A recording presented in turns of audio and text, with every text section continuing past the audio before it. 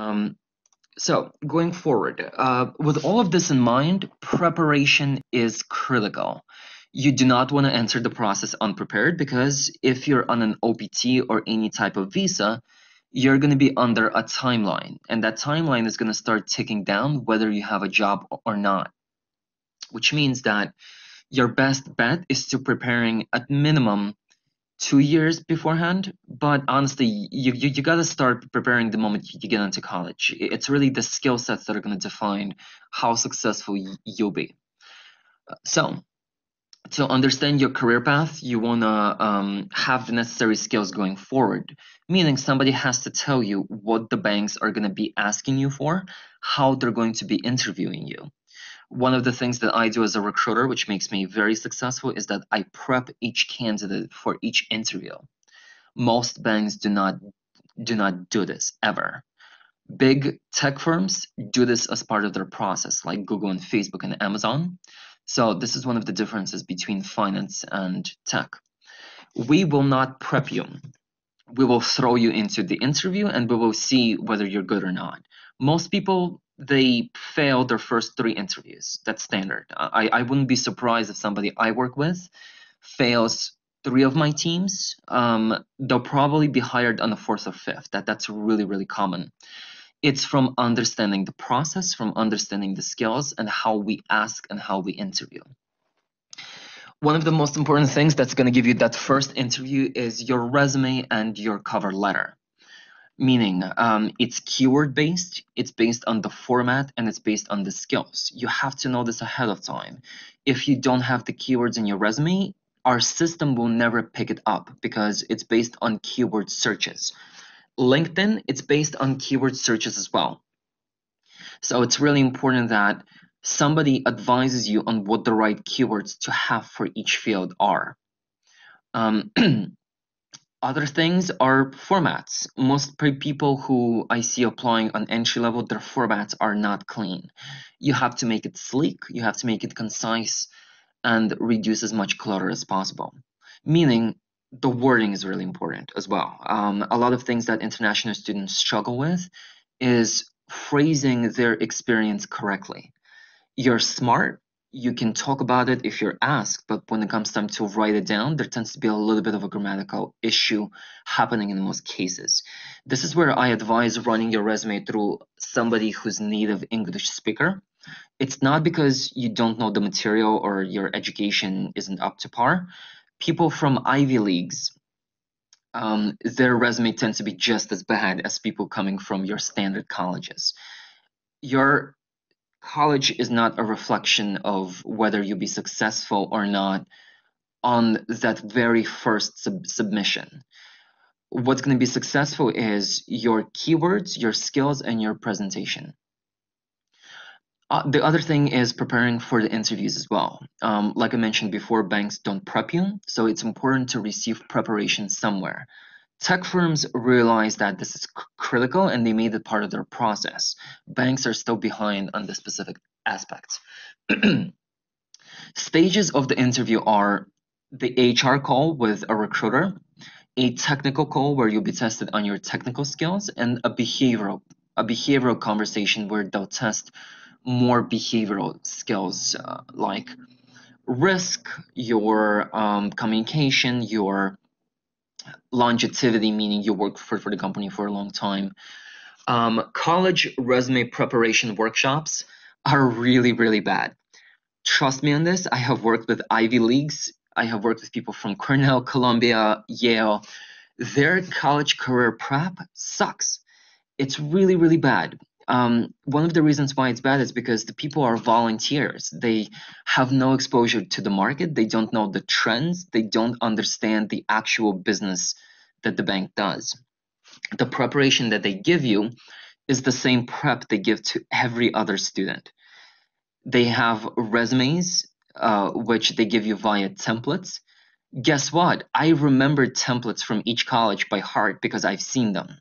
When I see a template that's given to you by your career advisory in your school, I know you went to your career advisory because you all use the same exact one, which tells me a little bit about you as an applicant, meaning I know you went there for help And trust me, you don't want to reflect this to your manager. You want to be unique, you want to stand out, and you want to display the fact that you've built your resume on your own and you have built all of your skill sets by yourself, even if you haven't actually done that. This is just branding and kind of getting across that you're smart and that you have good communication. Main problem with Ivy Leagues and other universities' career centers is that they're staffed by people who are very, very old. They've been there for many decades and they're way behind on the market. Or they're staffed by volunteers who are just too fresh. The issue with most resumes again are the keywords, broken English or bad format or bad writing. These are really easy fixes. These things do not determine whether you'll be successful in your job. They're just really basic stuff that it makes sense to just get fixed once so that you never have to deal with this again. 90% of all applicants, they failed their initial technology interviews, period. I've seen this throughout my entire career. This is without exception. You don't want to be one of those 90%. Most of them are because lack of preparation, lack of good advisory from the recruiter that they work with, and just general problems of not understanding the role you're applying for.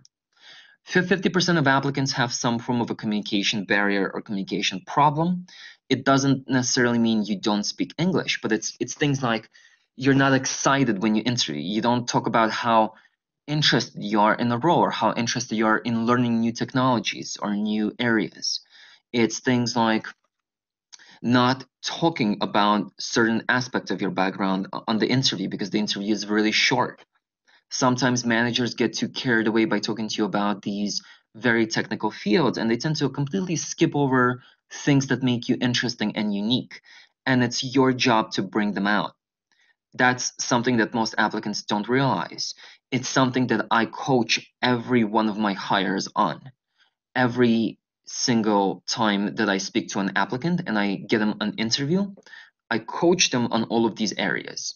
I do this for my job, but I also like to do this for things like mentorships as well because it prepares you ahead of time. Next, common steps of the recruitment process. I'll go through this pretty quick because I want to talk about other things and we are sort of quickly running out of time, I've realized. Common steps of the process. You submit your application. It's based on keywords. We search it via the system based on the keywords that match the job description. We then decide whether you qualify or not. We get you into an HR call if we think your resume is qualified. It lasts 15 to 30 minutes. We ask you basic questions about your background. We make sure your communication is good by asking you some behavioral stuff. And fundamentally, we're just going off of the information that the manager gave us to make sure you actually qualify and you won't be torn apart during the interview if we get you there. Then we send your resume with the notes to the manager who decides whether he wants to have an initial screening call. Screening call is the official interview, at least that we count as recruiters. A team member or the manager speaks to you for a 30 to 45-minute conversation where they screen you on the more technical aspects of the job. You have to take this really, really seriously. This is the determining factor of whether they'll move forward with you or they'll pass on you. This is where they either drill you very heavily on behavioral if you're applying for entry-level roles or programs, or they drill you very technically if it's an entry-level job where they need you to actually be in a seat and perform the work. For internships, it's different. It's mostly based on behaviorals. It's things like group interviews, case studies, or something specific that they have you run you through as part of the program. But we consider this to be the same exact step. Last step of the process is an on-site interview where you meet the entire team. It's 4 to 6 people, usually 2 associates, 2 VPs, and a director. They run you through a combination of behavioral, analytics, and technical questions depending on the field you apply to.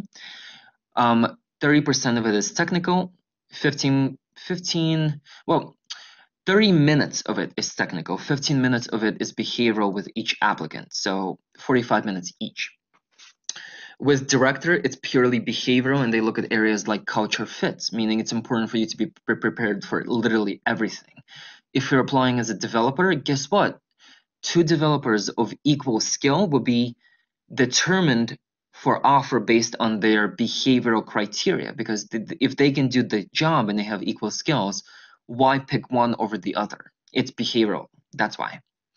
Then it goes into the offer stage, and this is the most common process that each company will follow.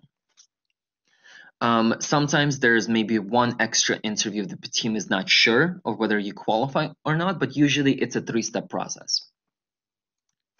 Next, behavioral versus technical interviews. It's important for you to prepare for both no matter the field. Every one of my technical teams mandates I give them people with good communication and good presentation skills.